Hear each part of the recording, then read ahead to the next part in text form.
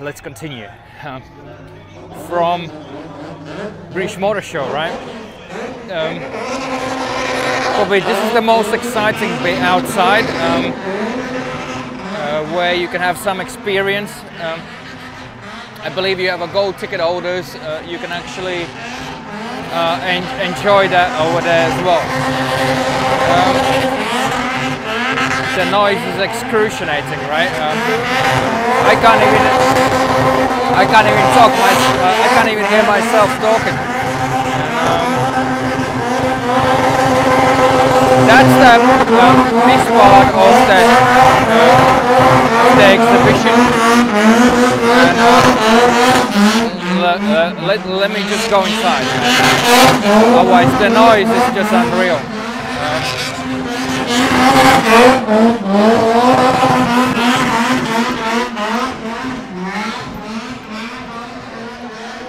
So, main hall, main exhibition.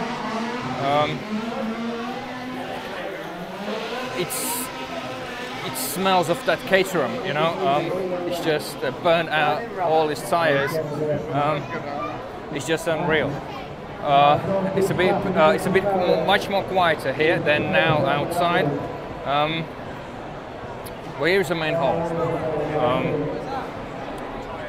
It's part of it. Again, you don't see much of British motoring, but it's a British Motor Show. But you have to bear with me. It's not my fault. The market is like that, right? You got everything, right? Like I said, Cinch is taking over the British Motor Show, and I think let's just walk that way, and you can buy here anything. It's pretty much about selling some merchandise, getting to know in the market,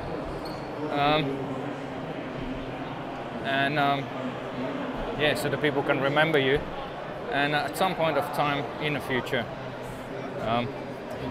purchase something from you. So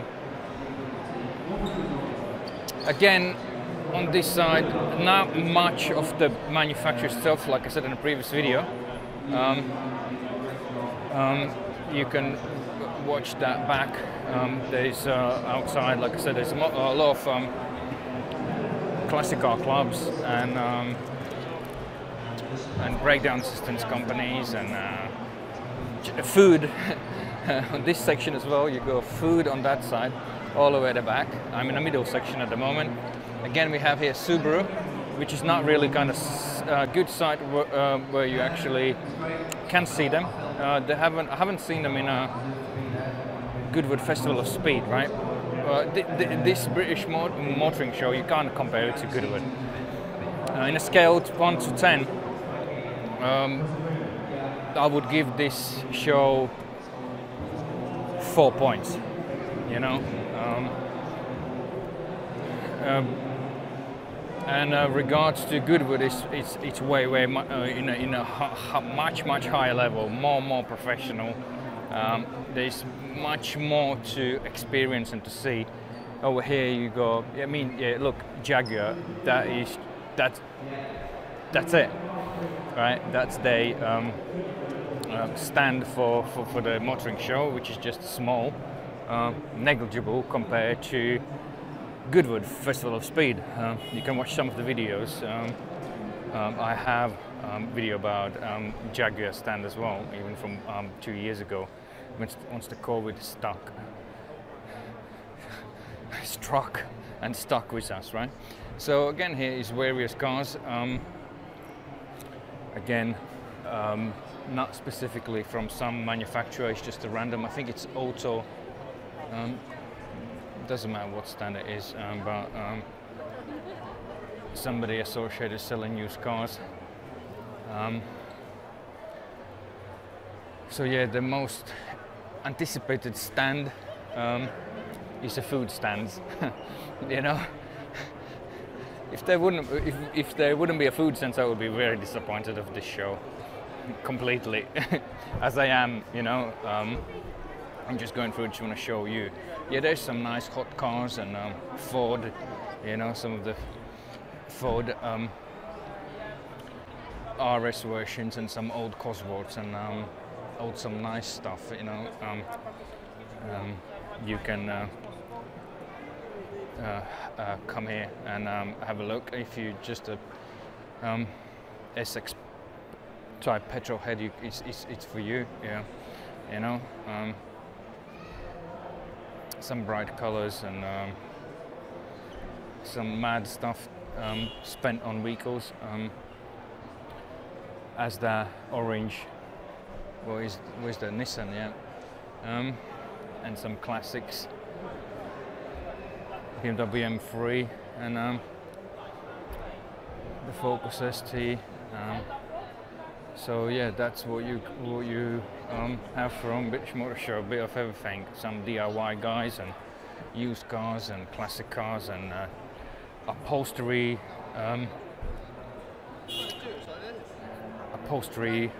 manufacturers, retrimmers and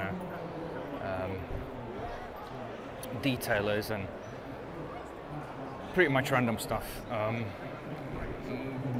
By walking through as well, you can get a Lamborghini Champagne, but by walking through, I can't really feel anything. You know, it's just like, you know, kind of a hall full of cars. There is no vibe. That's how I feel, you know. Just again, apologize for casting the show off, but it really, that's how it is. That's how it feels. It's just amount of people. Say it's okay for Sunday, you know. Probably could be more. You can see some of the seats are empty. For what they're talking about, I don't know. So I'm gonna start crossing. I'm going back to midsection where I came in. Then Shanyang's, right? If you don't want to be noticed, you exist. This brand is for you. I guarantee you. You know. But some of the stuff like this, say for instance, pickup truck, probably they're starting to improve. It doesn't look that desperately boring, like some sort of fried chicken shop, you know, somewhere in the middle of the town centre, in suburban area. But I mean, it looks kind of civilized to me.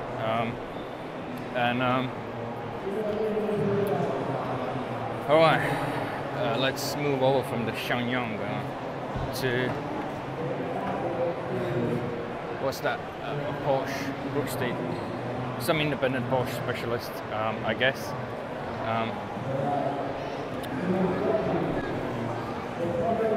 Some GT racing cars. There's too many people around that thing. Around that section, let me just move across. We'll zigzag it through. Some stunt riding things you can experience. I guess you can buy some tickets and learn how to do that if you're a fan of that. Probably this is probably the my favorite pitch section just behind me, where you have all the kind of really nice classics and one of the iconic cars, which I do love.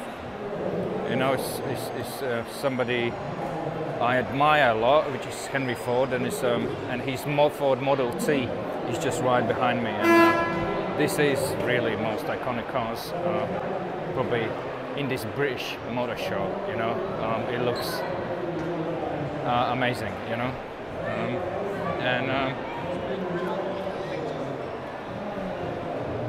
then following is the classic Bentley, and well, that's what we're talking about. British specials, you know, Land Rovers, Defenders, and topping up with some Jags and some old Vauxhalls and Vauxhall Cresta. You know, looks like Elvis Presley car, like a Cadillac, but made for British, smaller. You know, it's like every little helps over here in Britain, right? As food stores say, you know. So it made it smaller for British public, so they don't have that big cars. They don't know really how to drive correctly, so they have all the cars right? What was this? What's this one? Wolseley. You know, again, copy of Cadillac. You know, made for British. Smaller cars so they can drive their smaller roads, so they can maneuver better. You know, move around better. And the guys are chilling out. We got a cokes and sausages in the booth, and you know, I mean, yeah, like I said, this is my probably the best section of the British Motor Show, with all the Ford Classics and Jags and Bentleys, and my favorite Model T, right,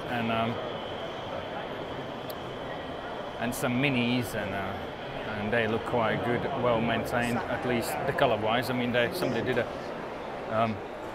good bodywork polish on them, you know, some extra glim, extra makeover. But this is something what you haven't seen for a long time. M5, you know, old 5 Series from 1993, I believe. Yeah, from 1998 to 2005. They've been making them, but I don't know why they're saying from 98 to 2005. E28 model, basically. It's been, but never mind. So this is, I believe my friend used had it. He put some bumpers and spoilers on. It wasn't like an M5, but for teenage years, it was quite good. You know, it looked quite nice. So that's this section, and your National Geographic here. I don't know what really they're doing here. It's dolphins and crocodiles, but as they have obviously some car TV programs, you know, classics, and how to make some stuff and how to drive it and experience it. So I guess you kind of really need them. Yeah, you can. But they can show you how the engine looks cut on the side, how it works, how you can build it together. Let's move across. It's Virtual Motors, Mercedes. Got some new MG coming back live.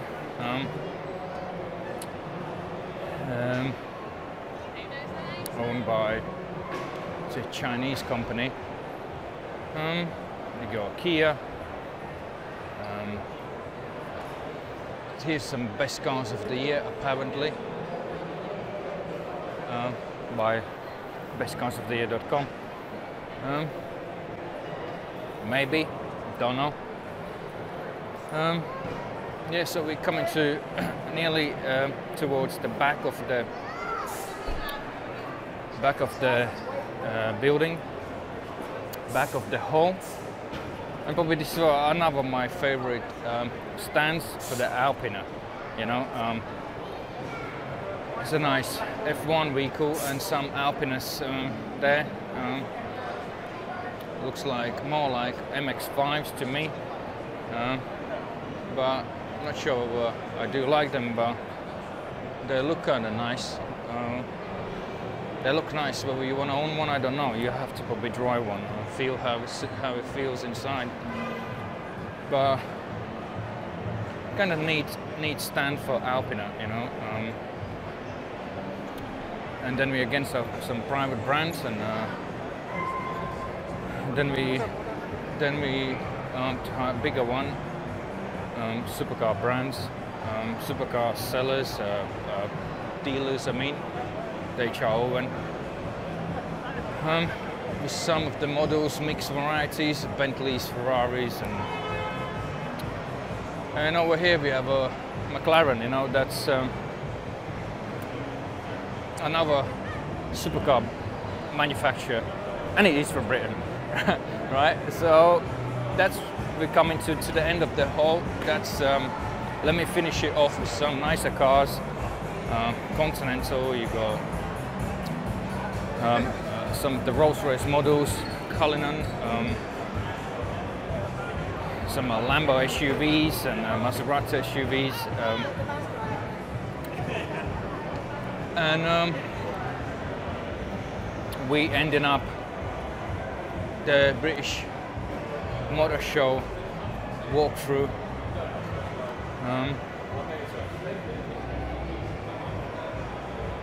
By walking through this door, and that's pretty much it. And over here he's got some supercars laid out in exhibition style, and that's pretty much it of it. Probably this section is one of the hottest in a British motor show area location, and as I said, this is my favorite section where all the British classic cars located. I love that, and this part of it. The rest of it is boring. Thanks for watching me. If you like what we do, if you need help buying a used car, click subscribe on the channel. I will try and make some better videos than these boring ones, but what can I do? It doesn't really depend on me. It just depends how I feel at the time of the place where I'm doing the video. But this was a little tour from British Motor Show. Hope you enjoyed it. Take care.